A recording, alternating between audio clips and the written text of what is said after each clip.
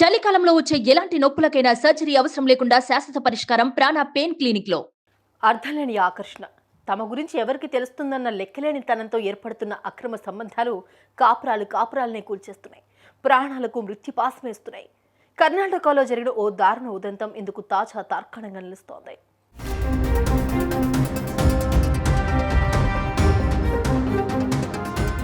కర్ణాటక రాష్ట్రం చామరాజనగర్ జిల్లా కొల్లెగాల ప్రాంతం. ఈ ప్రాంతంలో సునీల్ అనే వ్యక్తి అతని భార్య రేఖతో కలిసి జీవించేవాడు. వీరి దాంపత్యానికి గుర్తుగా 6 ఏళ్ల క్రితం ఓ ఆడబిడ్డ పుట్టింది. మానవిత అని పేరు పెట్టుకుని ఆమెను అల్లారు ముద్దుగా పెంచుకున్నారు. హాయిగా సాగిపోతున్న వారి కాపురంలోకి ఆ ప్రాంతంలో డ్యూటీ చేసే నాగేంద్ర అనే ఓ లైన్ మ్యాన్ ఎంట్రీ అయ్యాడు. అతని రాకతో ఆ పచ్చటి కాపురంలో చిచ్చురేగింది. ఇంట్లో కరెంటు లేకపోవడంతో లైన్ చెక్ చేసేందుకు అక్కడికొచ్చిన నాగేంద్రాను చూసి రేఖ మనసు చలించిపోయింది. అతని మాటలకు ఆమె అట్రాక్ట్ అయింది. ఫోన్ నెంబర్లు మారాయి. ముచ్చట పెరిగింది. ఏదో ఒక సాగుతో ఆ ప్రాంతానికి నాగేంద్ర తరచూ రావడం మొదలుపెట్టాడు. ఓ దురదృష్టకర క్షణంలో నాగేంద్ర రేఖను లోబర్చుకున్నాడు.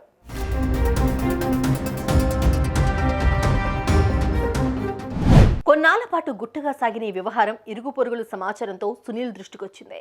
ఇది సరికాదని భార్యను బతిమాలాడు. ఎంత ప్రాధేయపడ్డా వినకపోవడంతో విరక్తి చెందిన ఆ అమాయకుడు ఆత్మహత్యకు పాల్పడ్డాడు. భర్త చనిపోయిన తర్వాత రేఖ స్వేచ్ఛకు అడ్డంకులు తొలగిపోయాయి. తన 6 ఏళ్ల బిడ్డ మానవితతో కలిసి నాగేంద్రతో బహిరంగంగా జీవనం సాగించింది. అతనితో కలిసి కొల్లెగాల అనే ప్రాంతానికి వెళ్లిపోయింది. కొద్ది నెలలు గడిచాయి. రేఖ మీద నాగేంద్రకు మోజు తీరిపోయిందో లేదంటే మరో కారణమో తెలియదు, కానీ అతను ఇంటికి రావడం ఆపేశాడు.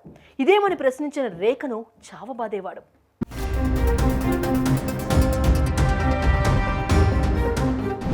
ఈ నేపథ్యంలో శనివారం నాడు ఓ ఊహించని ఘోరం వెలుగు చూసింది. రేఖ కూతురు మానవిత గత కొద్ది రోజులుగా స్కూలుకు రాకపోవడంతో స్కూల్ టీచర్ రేఖకు ఫోన్ చేసింది. అది స్విచ్ ఆఫ్ అని రావడంతో డైరెక్ట్గా రేఖ నివసిస్తున్న ఇంటికి చేరుకుంది.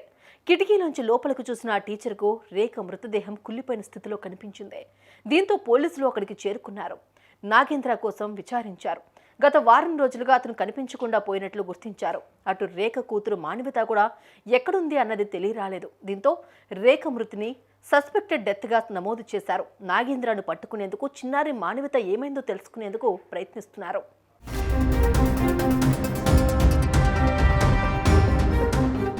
ఏ ఇల్లీగల్ కాంట్రాక్ట్ వ్యవహారం చూసినా ఇదే రకం పరిస్థితే కనిపిస్తోంది. కాపురాలు కూలిపోవడం, ఎవరో ఒకరు హత్యకు గురి కావడం జరుగుతోంది. ఇలాంటి విపరీత పోకడలకు అడ్డుకట్ట ఎలా పడుతుందన్నది మాత్రం సమాధానం దొరకని ప్రశ్నగానే మారింది.